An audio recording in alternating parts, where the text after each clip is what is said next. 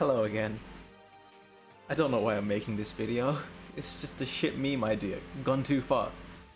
But today, given that the developers have decided to patch out the one thing that made the Guiding Lands bearable, we're gonna do a little bit of science. Oh shit, wrong button. One second. I'm not fucking doing another take, okay? This video doesn't deserve it.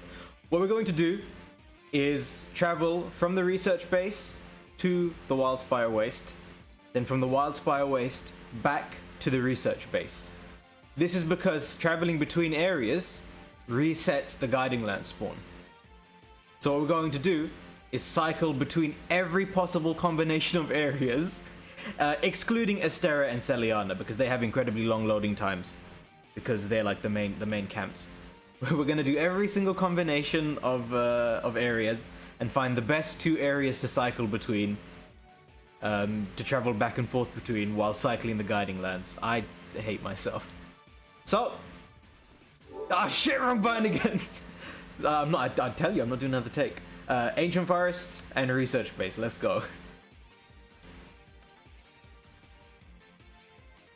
The timer will count down from when I first lose control of my character to when I then regain control of my character.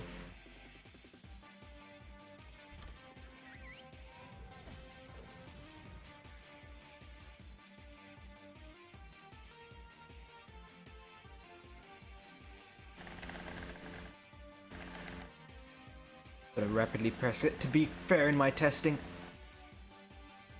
Oh god, it's taking ages. Okay, Ancient Forest is looking like it's gonna be a bust, but we'll see. There we go.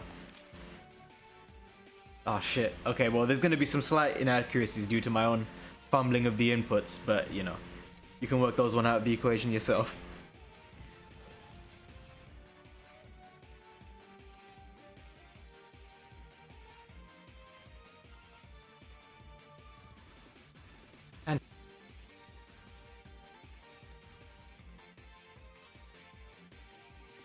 To be doing camp 1 for all of these because I'm not doing every test 4 times each. Listen, this is mostly just a meme.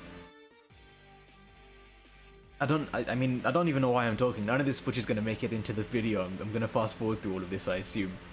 I fucking hope so, at the very least.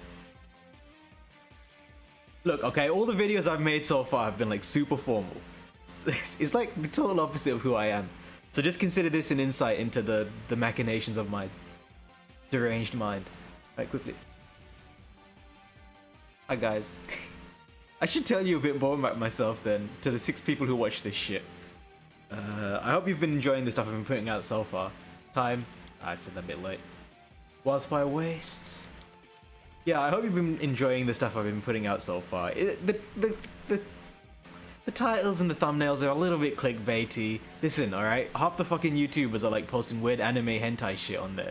Just be thankful my thumbnails are just big capital letter text. Okay, it's an improvement at the very least. But yeah, I hope I think I've done Wildspire Waste already, didn't I? Oh, whatever. Yeah, I hope the stuff has been proving useful, informative. You know, some of these videos have taken me quite a while to put out, so I hope at the very least that they're helping you guys. Okay, am I missing one? I think I'm missing Elder's Recess.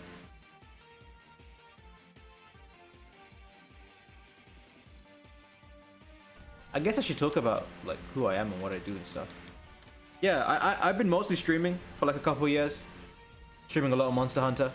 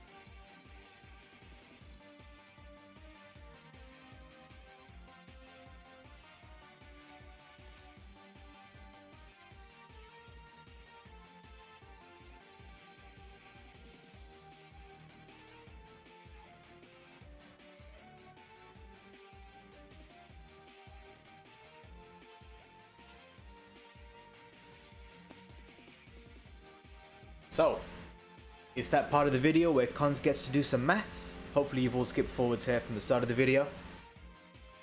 These are all the times that we got. Ignore this table over here, these are just the absolute values. This is the table that we're interested in. This represents the actual load times themselves. These are just the things on my stopwatch. I just have them there to do the calculations with. But these are the important numbers.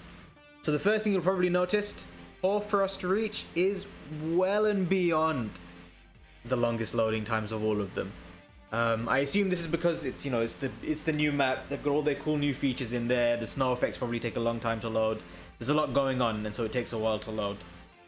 Now, generally speaking, there are two main factors at play here. There's the loading time of the maps themselves, and there are the actual time it takes to menu between them. The majority of these differences, if you exclude hoarfrost reach, actually are generated from the menuing itself. Actually hovering over and starting the expedition and heading over to the other part of the map.